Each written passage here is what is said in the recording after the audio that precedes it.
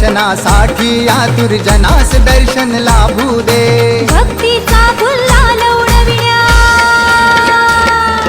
मातृत्वाचा साज घडविण्या भक्तीचा गुलाल उडविण्या मातृत्वाचा साज घडविण्या साऱ्या लेकांच्या हाकेला धावली